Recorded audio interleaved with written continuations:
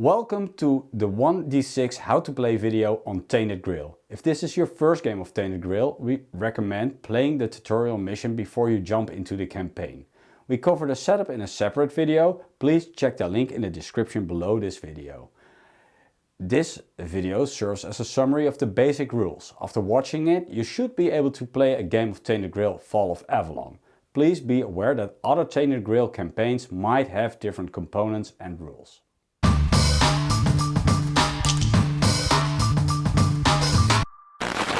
So let's talk Tainted Grail. Tainted Grail is a narrative-driven survival exploration game. While exploring the mysterious lands of Avalon, players uncover the main storyline and can embark on several side quests.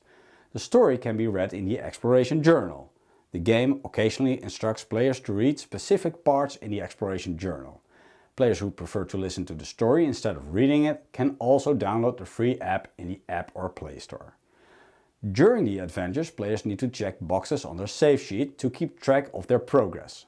The exploration journal often uses an if this then that structure, so for instance, if you aided a city during a siege, you might unlock certain story events related to your past actions, which were registered by checking the boxes on the save sheet. Well, if that doesn't sound really exciting, well, don't worry about it. The story is grim, deep and dark and has a lot of secrets to uncover. Besides of the exploration journal, there is a world map on which players can move around. The world map is composed of several oversized playing cards. Cards can be connected if an arrow points to an edge and a location code is stated besides the arrow. The code indicates the location card that should be connected when exploring the region. Regions can be explored if they are in range of an active manor, and regions are considered in range when it's one space away, including diagonals, of an active manor.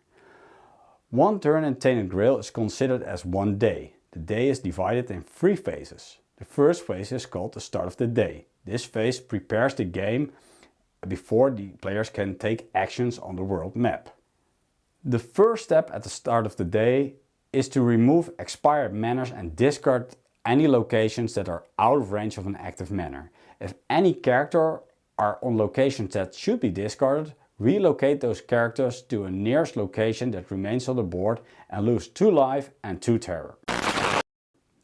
The second step of the start of the day is to reduce all time tokens by 1. On the active manors, of course. If you ever need to reduce a dial to 0, simply remove the dial. Be aware that on the next day the manor will disappear if not taken care of. The third step is to draw and resolve an event card. Simply draw the card and follow its instructions. The fourth step is to move the guardians. These are wandering monsters that roam the world map and enter the game on certain moments or events. Some enemy cards have an R on the top of the card, indicating the monster will roam the board, if not beaten in combat. Roll the directional die for each roaming monster. On an X, remove the monster from the play. On a blank, the monster will not move, and otherwise move the monster to the indicated direction. If a monster would move to an uncovered or unconnected location, move it to the highest adjacent location instead. If the monster enters a location with a player, a combat phase is triggered instantly. Well, the last step of the start of the day phase is for players to re-equip active items and secret cards. It's not possible to equip 2 items with the same keyword on it. So for instance, it's not possible to equip 2 cards with the keyword weapon on it. Well, this concludes the start of the day phase. Let's progress to the during the day phase. The first action players can perform is exploring. It will cost 1 energy per player. When exploring, flip the location card and read the back of the card. If you are using the app, simply type your location code in the app and follow the instructions. The second option is to travel. Player can move to connected locations, moving horizontally or vertically. The movement cost is 1 energy per player. When you move into a location with a lightning symbol on it, it triggers an effect. Before you do something else, first resolve the effect. If you move as a party, all party members are involved. The third action is a location action. Several location cards have actions printed upon them. Simply read the front of the location card. For example, there are several locations where you can go hunting to collect some food. The energy needed to perform the action is printed left to the green icon on the location card. If multiple players perform the location action, simply multiply the location cost by the amount of players.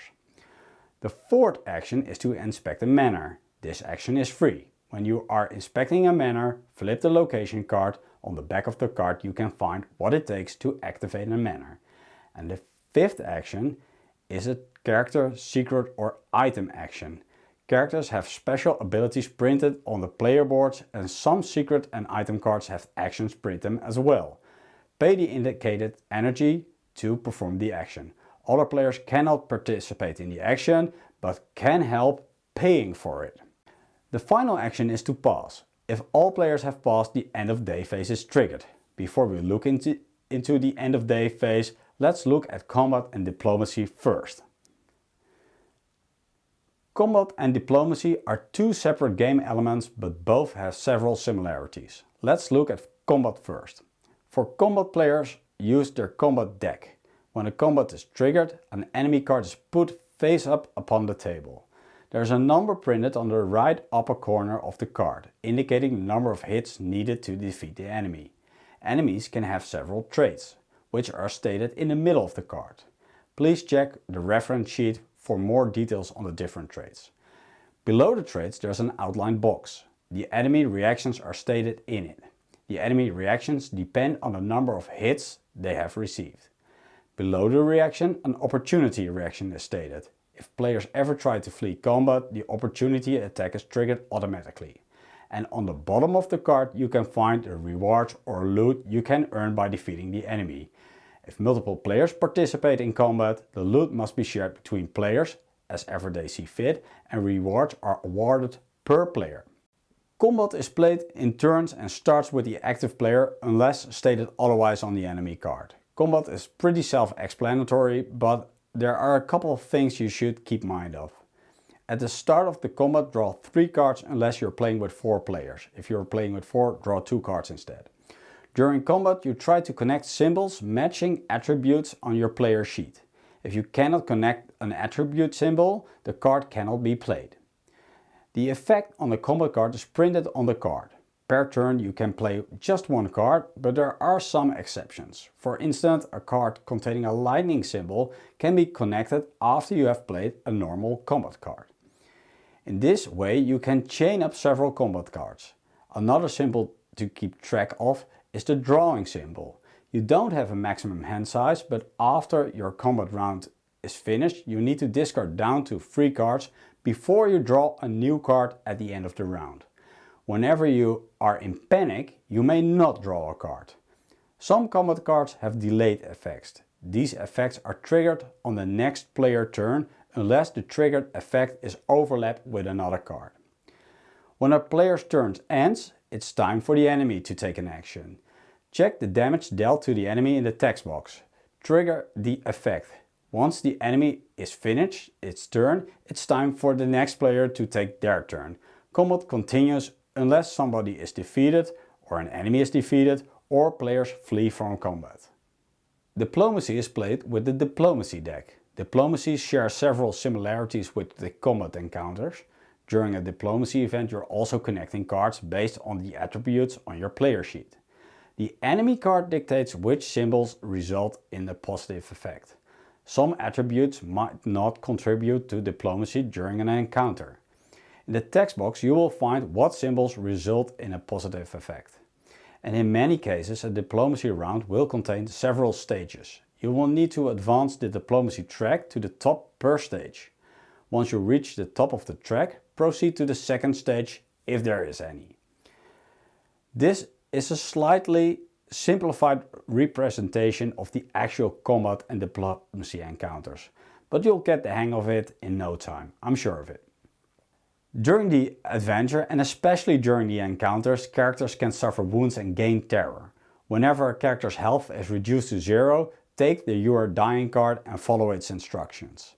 If a player gains too much terror, take the You're Going Insane card and follow its instructions. Be aware that energy and terror may never exceed the amount of health points you have left. Whenever the amount of energy exceeds the amount of health points, decrease the amount of energy until it's at the same level as the amount of health points left over. Whenever the amount of terror exceeds the amount of health points, you become panicked. And when you become panicked, you must play the top of your card during an encounter, before you can play any other cards. And also, during the draw step, you may not draw any cards if you're panicked. So let's finally look at the last phase of Tainted Grail, called the end of day phase. The first thing you should do is to consume one food. If you do so, restore the health with 1 point and decrease the terror track by 1. If you don't spend any food, reduce the energy track to 0. And if the energy track is already at 0, you lose 1 HP. The second thing to do is to regain energy. When the energy marker is at one of the red slots, your character is exhausted and you reclaim just 4 energy. If not, place the energy marker at the starting slot. Remember that the energy level may never exceed the health bar. The third action is to level a character. This can be done if you have enough XP to do so. For 5 XP you can add a card to your combat or diplomacy deck. Draw 2 cards, pick one and add it to the corresponding deck. Attributes can be purchased too. Please look at the player aid for the exact costs. After you leveled a character, there is also an opportunity to customize the diplomacy and the combat decks. Be sure there are at least 15 cards in each deck. The last step in the end of day phase is the dream phase. Whenever a character is in a dream location, you must read the dream section in the exploration journal that corresponds with the location you're in. If the terror marker is at one of the red spaces, read the nightmare text instead. So this concludes one day in Tainted Grail. You're now ready for the next day and can start all over again with the start of day phase.